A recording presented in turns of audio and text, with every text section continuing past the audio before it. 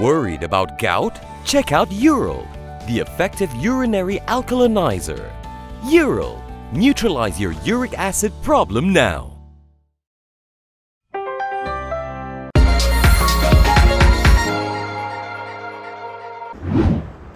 This is KiniNews and I'm your host Prasad.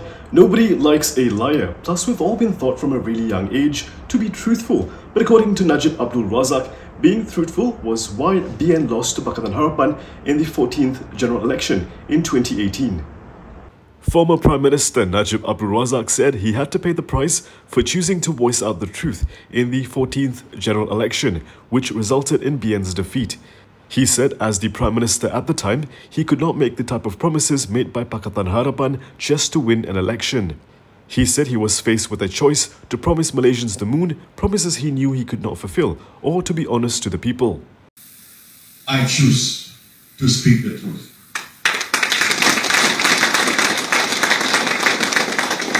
Sebab saya tahu, sebagai Perdana Menteri dan Menteri Kewangan pada ketika itu, mustahil nak hapuskan tu 100%.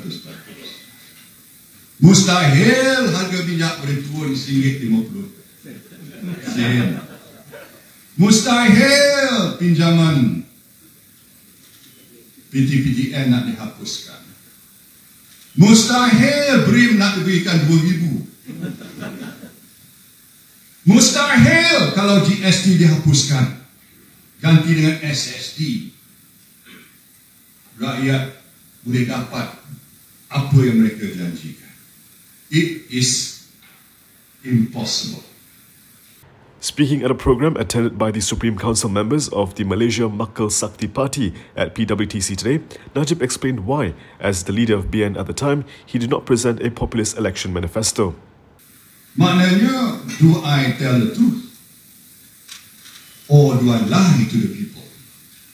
Sebagai Perdana Menteri, saya tak sanggup menipu rakyat. GE14 saw the fall of BN for the first time in over 60 years in power at the federal level. Azam Baki, the MACC chief who stood in front of the whole nation at a press conference and said he did nothing wrong, is now demanding an apology and 10 million ringgit in damages from a whistleblower. MACC Chief Commissioner Azam Baki has initiated legal proceedings for defamation and is seeking damages amounting 10 million ringgit. The proceedings are against the whistleblower who first published the shareholding allegations against him. The whistleblower, Lalita Kunaratnam, had posted on Twitter yesterday a snippet of a letter of demand sent to her by Azam's lawyer. Azam's lawyers are also demanding Lalita to make a public apology. In a statement later, political economy professor Edmund Terence Gomez said the letter of demand is an act of serious intimidation. As such, he called on Azam to withdraw the letter of demand immediately and to cease his attempt to victimize the whistleblower. Tunku Aziz, the man who used to be in charge of MACC's advisory board, wants an RCI to be set up to look into the allegations against Azam Baki. Former MACC Anti-Corruption Advisory Board chairperson Tunku Abdul Aziz Tunku Ibrahim has urged the government to set up a royal commission of inquiry into the millions of company shares allegedly linked to MACC Chief Commissioner Azam Baki. Speaking to the Malaysian Insight, Tunku Aziz said this is because the advisory board has no authority to investigate the conduct of the commission nor its officers. He said as a former chairperson, he was aware of the fact that he was put in a purely advisory capacity. The role of the advisory board is to advise the Commission on any aspect of the corruption problem in Malaysia and on policies and strategies of the Commission in its efforts to eradicate corruption as stipulated under the MACC Act 2009. It is also entrusted, among others, to scrutinize and endorse proposals from the Commission towards the efficient and effective running of the Commission. He said this is why the Prime Minister must set up an RCI into MACC's national state, the extent of corruption and effectiveness as presently constituted and organized.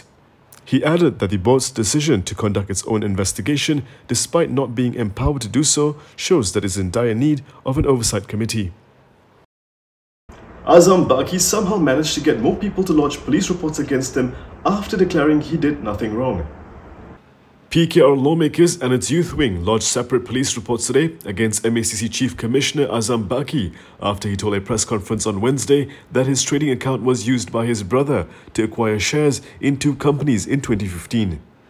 PKR Communications Director and Lembah Pantai MP Fahmi Fahdil led the group of MPs at the Dangwangi police station this morning. Speaking to reporters, Fahmi said the lawmakers lodged a report so that the police could investigate whether Azam and his brother Nasir Baki have broken any laws in the country. Isu ini sangat penting kerana ia melibatkan satu institusi teras, a core institution dalam pentadbiran negara kita, iaitu Suruhanjaya Pencegahan Rasuah Malaysia. Kami harap pihak polis diraja Malaysia akan dapat melakukan siasatan secara terperinci, menyeluruh, mendalam, dan kami sedia membantu pihak polis dalam siasatan tersebut, berpandukan apa yang maklumat yang kami ada dengan undang-undang dan peraturan-peraturan yang telah disebutkan tadi. Fahmi also highlighted the need for a parliament sitting to address the scandals surrounding the MACC. Tapi kami juga berpandangan bahawa dalam isu ini perlu dibawa ke parlimen. Sama ada dalam sidang khas yang sendirinya selepas pada 20 hari bulan Januari ataupun setidak-tidaknya saya lihat memang 28 hari bulan Februari bila sidang mesyuarat pertama parlimen bagi penggal tahun 2022 ini sudah pasti ramai ahli parlimen yang akan bangkitkan. Fahmi was accompanied by fellow PKR lawmakers Maria Chin Abdullah and Mazli Malik. Also at the police station were PKR youth leaders who also lodged another report against Azam. Kami mengharapkan pihak polis untuk mengambil ataupun melakukan siasatan yang lebih menyeluruh, yang mana kalau disebut tadi ada lebih kurang 4 ataupun 5 sudut undang-undang yang boleh diteliti, dan kita harap perkara ini akan membolehkan lebih banyak ruang untuk kita mempertahankan integriti dan membersihkan kembali Suruhanjaya Pencegahan Rasuah Malaysia ataupun SPRM.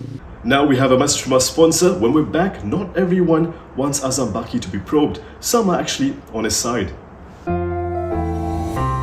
Pening, tangan dan kaki kebas, letih. Ini mungkin tanda peredaran darah kurang baik. Cubalah Thomson Activated Ginkgo dengan teknologi aktivasi dari Jepun yang menghancurkan ginkgo biloba dan melekat pada dinding usus untuk penyerapan lebih baik bagi membantu memperbaiki peredaran darah. Kawalan kualiti memastikan ia mudah larut dengan daun muda ginkgo dari Jepun. Untuk peredaran darah yang lebih baik, cubalah Thomson Activated Ginkgo. Ini adalah Medifax untuk Thomson. Have you seen the latest Spider-Man movie? I actually haven't. Speaking of superheroes, PAS has come to Azam Baki's rescue. PAS has defended MACC Chief Azam Baki following his tell-all press conference on alleged misconduct. PAS Secretary General Taqiyuddin Hassan said the party welcomed Azam's explanations on his shareholdings. He also said the party hope allegations against Azam will now be put to rest and that the burden of proof lies on the MACC chief's accusers. Taqiyuddin added that the accusations against Azam were meant to destabilize Prime Minister Ismail Sabri Yaakob's government.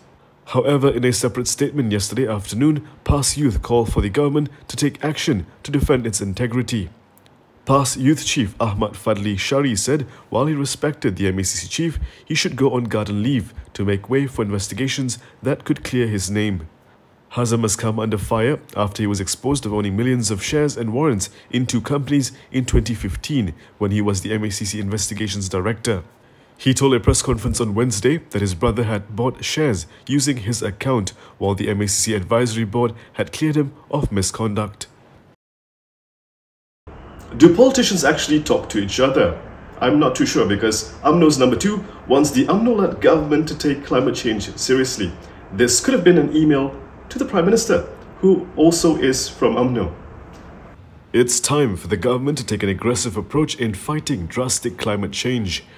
The call was made by UMNO Deputy President Muhammad Hassan following the massive floods that hit Malaysia last month. He said the government can start by reviewing logging and forest management policies and avoid single-use plastics. He added that the significant increase in threat to public security caused by massive floods and the COVID-19 pandemic was the biggest lesson learned in 2021.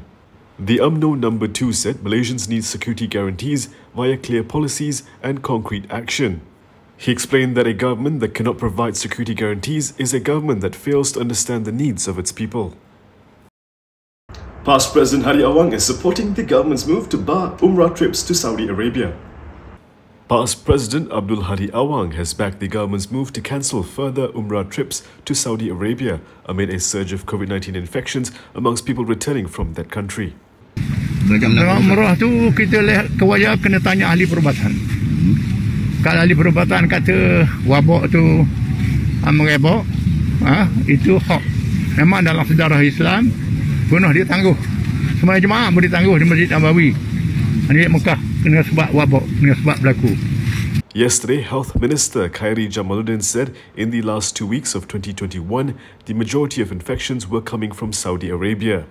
He revealed that in the 2 weeks, a total of 1,161 people returning from Saudi Arabia tested positive for COVID-19.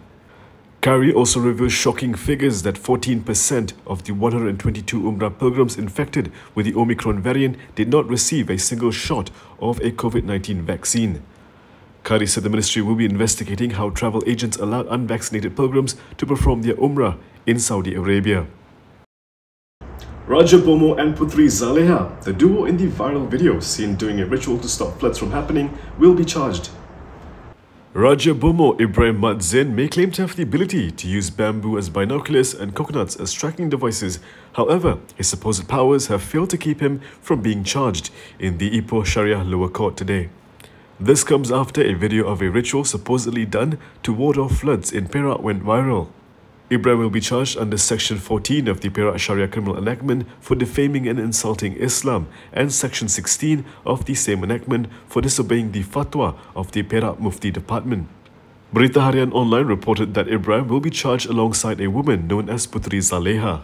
Yesterday, Ibrahim denied that the ritual was heretical, claiming it was an act of superstition as alleged by some parties because they wanted to avoid the flood disaster. The Perak Islamic Religious Department previously opened an investigation paper against Raja Bomo on Wednesday. And that is all from me today. For more stories, you can go to KiniTV.com. You can also follow us on Instagram, Twitter, YouTube and Facebook for the latest news updates. If you want to support independent media, do consider subscribing to MalaysiaKini.com. I'm Prasad. Thank you for watching.